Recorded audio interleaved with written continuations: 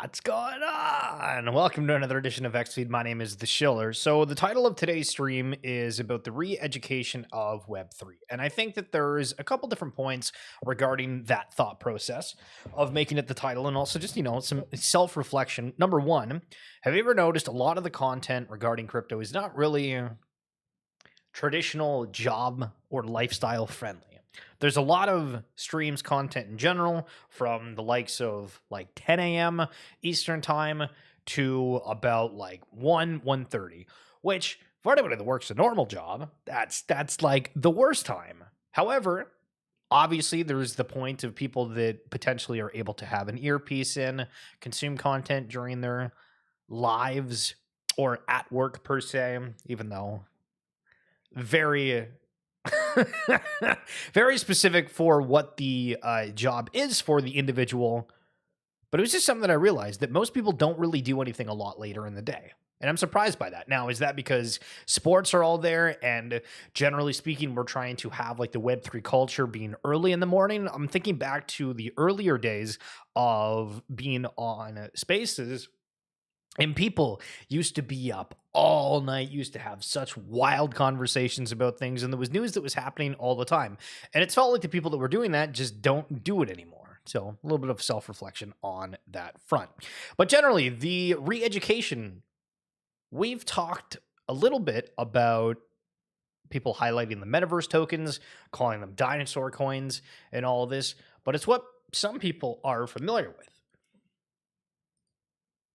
But is there more to the story? And so, apart from getting absolutely blasted with ads on MSN, this Sandbox, and this is an article, Sand token rallies near one-year high despite Animoca brands depositing tokens to Binance.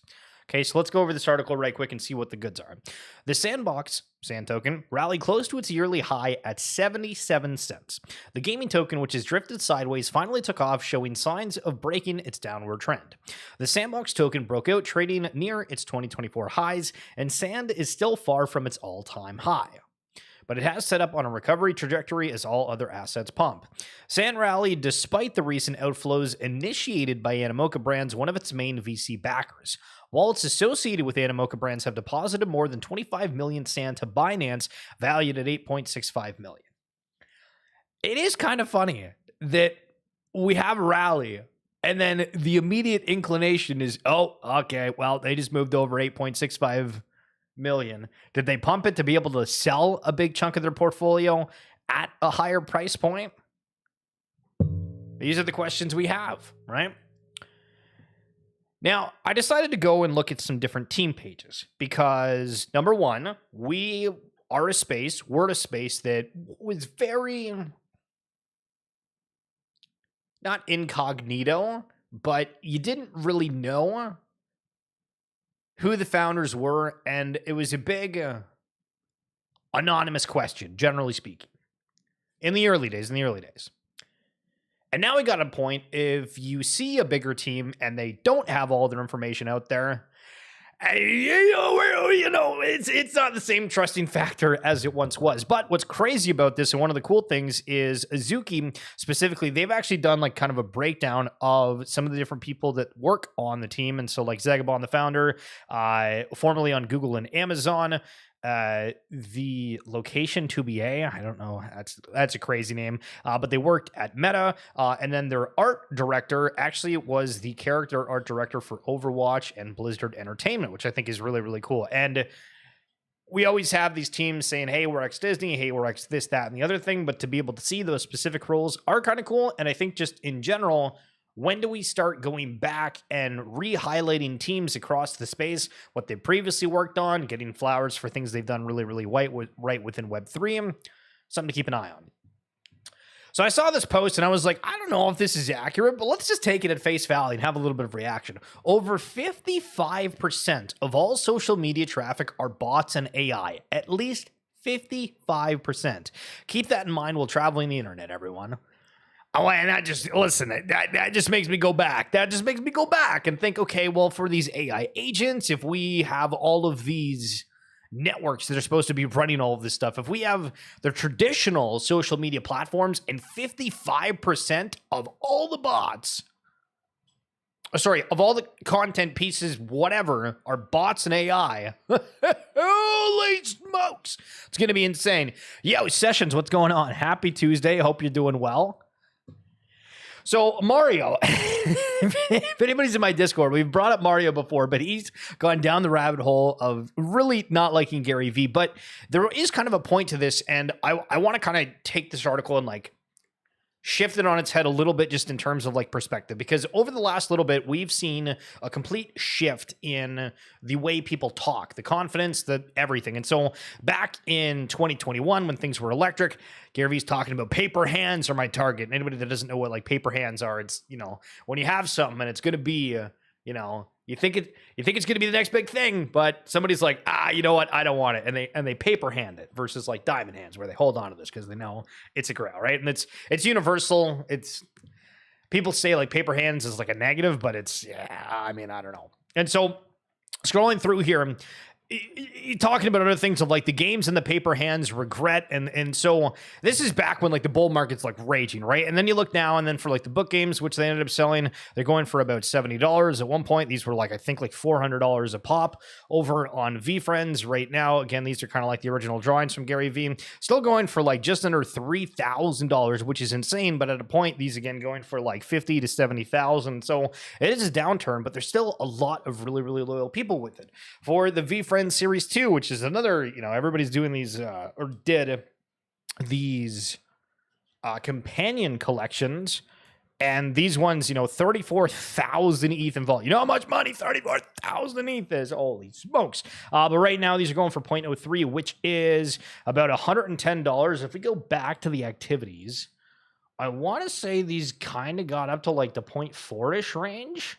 Holy smokes. At one point, these were basically trading at an ETH. That's actually insane. So again, to look at this, we've seen like a downturn in everything, but realize when things are good, people have a very specific tonage. It feels confident. It's infectious almost. But keep an eye out. Watch. There's a lot of talk.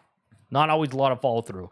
X copy though, I'm going to get this off your screen because it's going to hurt your eyes, but 16.1 ETH for a X copy piece. Continuing to see that artist selling some big components. So I was trying to find like an old tweet that I made, and sometimes I just get shown these other random things. And so Wealth Simple, which is a... how do I describe it? This is kind of the same thing as like Robinhood, I guess, within the States. I think Wealth Simple is both like in Canada and the US, but basically it's a place where you can, you know, buy and sell stocks, but it's also a place where you can like custody crypto. And Daniel G, who has no affiliation with Wealth Simple whatsoever, I noticed this and I was like, I know that guy. Like, this is one of the people that's in like the Bored Ape community. And his tweet was, "This tax stuff is way too hard. I think I'm just going to go to jail." Dude, they just took it and used it as like their ad for for people to go to their site. I love it. I think it's hilarious. Chimpers, the card experience. Listen, card rips. What do you think of that? Listen, we went too quick. Going back, you just followed on XDO. Thank you. I appreciate that. But as I complimented the other day, I thought the way that they've done these art designs are something that's really, really cool. I don't have anything else to say, right? If you have an IP that generally has gotten a lot of attention, you don't really have to care too much about like what the art looks like, I think. But Chimpers, I mean, whether you're into Chimpers or not, I thought this was really, really cool. But them doing like pack rips is also really neat. And so on the RWA Segments podcast that we've highlighted a lot, and if you're wanting to go listen to that, we've interviewed a ton of people, and a lot of those individuals are people who are taking graded cards and selling them on chain in a tokenized fashion. So if you go out, I don't know, I mean, actually, this is kind of weird, but I have this Keep Watch Crew. So this is actually one of the only things I've gotten in the early days from an NFT collection that was like, hey, we're launching it. We want to give you a freebie. And it's like, okay, that's cool. And maybe I'll redo this. And in that, they have these cards. And last night, I was looking, and one of my favorite NBA players from the past was Joakim Noah of the Chicago Bulls. And see all these posts about sports cards, card shows, graded cards, and I'm like, you know, I've seen this stuff, but I don't really know how to research it, right? Like if I want to go and find the bunch of these Joakim Noah cards, what ones are the rookie card, which one's the good stuff. And so like I just type that in, and none of the platforms have that card at all. It seems like it's all kind of like random what their inventory is. But then you go to eBay and I'm like, I don't know how I'm supposed to learn about this, which takes me back to NBA Top Shot, which we used to cover a whole lot, where they now have these digital moments of a play, and you can just see like an entire history of a player, whether it's like a limited edition card, whether it's a rookie card, and see all of that in one spot. But I don't think that actually exists within the graded card market. And so seeing things such as this and the digital implementation, obviously this isn't like a graded card, but seeing how big that graded card industry is, people launching more card games in general, obviously vibes with the Pudgy TCG, which is on that podcast as well. I don't know. I just think cards are going to play a much bigger point than we thought in general. Now, speaking of brands in the RWA Segments podcast, the episode that just launched today, about an hour ago, was with Peter from the Board Brewing Company. Now, I kind of got a little bit ahead of myself there for a second because I was highlighting Camel, who's a part of the Sugartown, which is a Web3 game, and they are doing a collaboration with Friends, which is a Web3 based chocolate manufacturing company, which is really, really cool. But seeing, one of the Sugartown IPs on it, they have like an exclusive amount for people to go out and buy. And I'm like, we're seeing a much, much bigger collaboration between all these different brands. And for the Board Brewing Company, they had a collaboration with Bape. And sorry, I should put this back to this. You can actually see it. But Bape is a massive streetwear brand. You might be more familiar with Supreme, depending on like your knowledge on that front, but Bape's kind of like Supreme. Some would say a bit bigger. But the Board Brewing Company was just started out of, hey, we want to create cans or branding that's off of different people's NFT IP. So they have a lot of different specific apes on there, but they're branching out to other collections. And so the podcast launched today. If you guys are wanting to check out that story, we go a little bit in depth about that, talking about consumer crypto, all that kind of jazz. But we're just seeing more and more collaborations between everybody and everything. Update from Cointelegraph, talking about Pump.Fun. Apparently the live stream got completely out of control. However, to ensure the absolute safety of our users, we will be pausing the live streaming functionality on the site for an indefinite time period until the moderation infrastructure is ready to deal with the heightened levels of activity. Now, I'm going to go completely out on a limb here and say, I feel like these streams have like a buildup, if that makes sense. So it's not like somebody goes live and immediately like 650,000 people are tuning into it. Somebody goes live, they're like, hey, we're launching this token, we're doing this, we want X, Y, and Z. And then it slowly builds that audience, just typically like any live stream, right? Usually it doesn't all happen at once unless you have a lot of a following. And so I just find it mind-boggling. You don't have like two people that can just sit there, go through live feeds and be like, yeah, that's kind of weird. We're going to turn off that live stream, or like have any sort of moderation whatsoever. They're just like, hey, we're going to let the feature go and have fun. It just, I don't get it. I don't get it, but maybe the technology isn't that advanced. So I got a question for you in Sessions. I don't know if you're still here, but if you are, one, you're a legend. And two, do you know that NHL has NFTs? And did you know, Jigabit, we can ask you too, good morning, that they were on Polygon?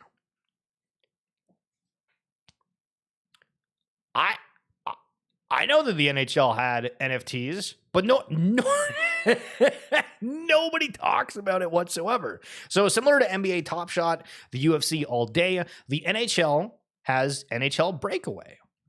Now, if you go over to their site, we've highlighted this like maybe once or twice before, but it's not awful by any means. It looks cool. They're integrating the digital aspect. It's a massive IP. Again, the NHL is huge, and they have different moments of players' history.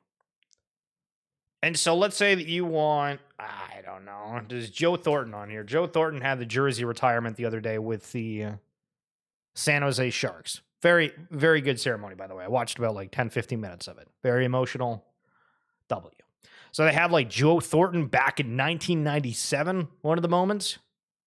We have in 2011, you can buy these for like $100. You know what I mean? Like, do you say, okay, I would want to go out and buy one of these things? Well, I mean, obviously you probably want to be like an NHL fan, but we've also seen Major League Soccer have something that's gotten like basically zero attention on that front. And there's like a Messi moment on there that I think is the only Messi NFT that's in existence. Unless there's like a platform that I'm missing compared to like So Rare. I think So Rare would have them, but like on this specific platform, I looked on it, like the Messi one was like $5. And I'm like, okay. So are there opportunities with that? Do we think the collectability is going to continue to grow for this NHL breakaway? How long is that partnership for? I remember in early days of NBA Top Shot, that was something that there was a lot of questions about, and we didn't really know. But now we get to look at these things and kind of like make an inference or a suggestion. Yo, Imran, what's going on? What do you think about the Root Network? Can Root reach $1? Well, so yesterday, well, I mean, we actually bring this up kind of like a lot. One of the things that I think it'd be handy for people to use, and I'll highlight it here, is so CoinGecko, if you go to like CoinGecko.com, or if you just type in CoinGecko, compare cryptocurrencies, you can see and compare two different networks. So let's say, and this is kind of like my reference when I try to like talk to people, because it's always about these narratives, right? It's always about the narratives and what people are going to react to. And so the Root Networks talked a lot about these brand partnerships and having this huge IP. And so if we go to the right side and try to compare it to something, what's the network that also has a whole bunch of IPs from NBA? They have Disney, all that kind of stuff. And so with the arguments of the crypto total market cap going from 3 trillion to 100 trillion by 2030, the market's going to shake up a lot. But also where Root market cap is right now at about 51 mil compared to Flow, who's, almost at 1.5 billion. I mean, it looks like it's a possibility, but again, you have a lot of questions of that. Is that actually going to happen? You have execution risk, all this other kind of stuff. No, I don't, Imran. No, I don't. But I appreciate you coming through. Good, sir. So Drop.Bear had this comment, I guess, regarding the McDonald's collab that we highlighted yesterday, where they were selling like 3,000 limited edition NFTs of this McDonald's collab. They had some ones that were like a little bit more open, that weren't so, what's the right term? Expensive or like limited edition in that kind of way. And so basically Drop.Bear, I'm just going to read this. Not going to lie, maybe the first wrong move of this collab. It's been all rainbows and coffee cups until now. Besides a limited countries participating, which I thought this is kind of weird. Like we're still having like geo-block of certain places. What's this about? The price you're extracting for some pins, dude, come on. Oh, but the OG is getting early. 3,000 times $30 equals $90,000 for some pins. And this is kind of odd in the way that we have this big conglomerate of collabs and things that are happening that have some kind of payment that's associated with it. And people are now starting to extrapolate and being like, okay, well, this is how much the team's going to make from it. And this is the catch with the transparency of, hey, this is the exact number of limited sets we're going to have, right? If Pokemon goes out and say, hey, we're going to have like a limited number of the Van Gogh Pokemon cards from before. If you remember those, so Van Gogh Pokemon cards, just to make kind of a reference here, people were like fighting over this. So like an ungraded version of this is $166, but you don't actually know exactly how many of these are being made or printed, right? Where for like the Doodles drop, they tell you, hey, this is the exact amount. So people now have something to like latch onto and say, well, this is good, this is bad, whatever. Now, the fact that you have these limited pieces, I think like the quote unquote flippability is going to be huge of these things, and the aspect that they do have the Doodles holder as like an early access piece. So people are wanting to go out there and buy a whole bunch of these. They're able to. I don't know. we sit here and it's like, these are really, really cool, but do we have a point where we change the mindset where people are rethinking this Web3 component and, hey, it's a little bit of early access, it's being associated with the brand, but don't expect anything kind of massive. And again, for $30 a pop, these could be cool. But I mean, $90,000 for some pins, when we think of like Disney Pinnacle price, I'm trying to think. I actually don't know how much they charged for these. I'm just clicking on join the waitlist. Son of a gun. But I think Disney Pinnacle was charging like $50 a pin. So, I mean, technically speaking, this is actually lesser.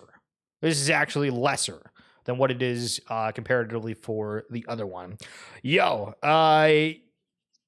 the world coin, honestly, I don't really have any like hot opinions for the world coin. I know that it got like a lot of attention, and then it felt like it didn't get any attention. It was narrative for a day, and then it's not. I don't I don't really know. Watching the death of NFT agencies happen in real time, their leaders are trying to promote servers for meme coins now. So what exactly does this mean? Back in 2021-ish, there was a lot of different dev teams that came out of the woodworks and saying, hey, we can offer services. And a lot of teams obviously took that up unless they were able to hire a dev like independently. And a lot of those kind of turned into like agencies where stuff branched off, where you have a dev, you have a marketer, you're saying, hey, we can get all of this attention. And a lot of the times, well, sorry, I shouldn't say a lot of the times, but it felt more often than not that it wasn't really going to be that sustainable. As we saw the NFT landscape shift, a lot of it kind of was more viewed as like vaporware versus actual innovation of any sort. And so Chris, who's a great follow, very in the trenches kind of deal. And I don't know, Imran, if you have a X account, Chris might actually be an awesome person to follow for this, because he gives like different perspectives on stuff a lot. And he's just ripping on these agencies, being like, now they're just going and pivoting to meme coins because there's like nothing for these NFTs that were assumed to have like all these functionalities, all these utilities, and everything else. So big news out of Rumble that actually moved their stock pretty significantly on the same day that they announced that they're bringing Dr. Disrespect to their platform. They announced that they are adding Bitcoin to their treasury strategy and buying up to $20 million. So seeing Countryside, seeing companies, all that kind of jazz getting into it. Very interesting. Over on the side of Deadfellaz, we have a kind of cool merch thing. Just wanted to highlight for a quick second. This is $30. You get a hat. It's limited to like 100. I don't know if it's 100. Maybe it's a little bit more. And you get like a pack of stickers with it. You know, nice, simple, cool. Same thing as McDonald's. So I guess the question is, do you want like a McDonald's Doodle digital pack, or do you want a physical hat with some stickers? Right? We're comparing, because that's all we do in Web3. We compare. Elliotrades saying altcoins didn't flinch on this dip. Might be that time, my friends. Totally agree. We saw Bitcoin take an absolute nosedive over the past 24 hours, going from almost 100K. Well, I mean, I guess if you go to the 7-day chart, this was on the 25th. Yeah. So, I mean, 98.5, right? All the way down to at 1.921. So big fallout for Bitcoin. But generally speaking, across the alt market, we didn't see mass sell-offs apart from a handful of coins, which was very, very interesting. Now in the realm of, oh my God, the world's got so much money, what are we doing? And we chose the wrong career. True. Juan Soto is believed to be seeking a 15-year deal worth more than $700 million. So this is MLB news. Obviously, Juan Soto, one of the outfielders for the Yankees, going into free agency. And Yankees, Mets, Red Sox, Dodgers, and the Jays being in contention for it, to pay $700 million. Again, we chose the wrong industry. True. So more Deadfellaz news came out, apart from just like their quick merch drop that we highlighted. And this goes back to the conversation of the McDonald's collectibles and how teams are going to iterate what they're going to charge. Obviously, because these are all businesses, they want to make people happy, but also you have to kind of innovate and do something different. So I thought this one was actually very, very interesting because it had holder perks, it had very, very reasonable pricing, and a focus on the artistic side of things, which I felt like we're missing a little bit. So they've actually partnered up with some different artists, and they are launching these collections on Apechain. And I think it's going to cost like $6 a mint, but 150 throughout these. They've listed the different artists, and they're also going to be dropping like 21 of ones, which I actually really like this kind of like Grim Reaper thing. I think it looks cool. We have like the haphazard. I don't know. I actually think they look pretty cool. And so these ones are only available if you purchase the like one of these art pieces for like $6, and then it's a random airdrop to somebody that also owns the original Deadfellaz NFT. But it's launching on Apechain, which is not really what one would expect from it. So the Deadfellaz Infected Season 4 art sale, 20 participating artists. Each artist has submitted one artwork to the collection for 20 total, and each has 150 editions. With a total amount of 3,000 available. It's going to be dropped on the 27th, which is tomorrow at 10 p.m. 10 p.m. what? Eastern, Pacific? What's Pacific? Main cost will be $8 US or 6 ape, and then it will end like 2 days later, and then we're going to have those airdrops with it. But you need one Deadfellaz to be eligible for that. I don't know. I just think it's like pretty cool where it's reasonably priced. It's an artistic genre. They're trying to branch out to the ape chain community because this is where we're at, right? People are connecting to these different brands, but how can they access it? Do you go to them on their specific chains, or do you need to do something more to integrate yourself? Now, I've been starting to timestamp some of the streams, so if you notice on the stream yesterday, we go through everything. So if you guys are tuning into any of the streams and you're wanting to just kind of quickly find out what you're looking for, sometimes I'm a little slow on it, so apologies. But if you're watching a little bit later in the day, they should be done. And again, reminder, yesterday, it was announced after 7 days, like in that 7-day stretch, Pump.Fun had 100 mil in fees earned. Hong Kong Bank launches crypto trading. We had that peanut debacle. The McDonald's and Doodles announcement happened for like the collectibles. The chill guy meme being absolutely everywhere. We could throw even more posts on the timeline today for it.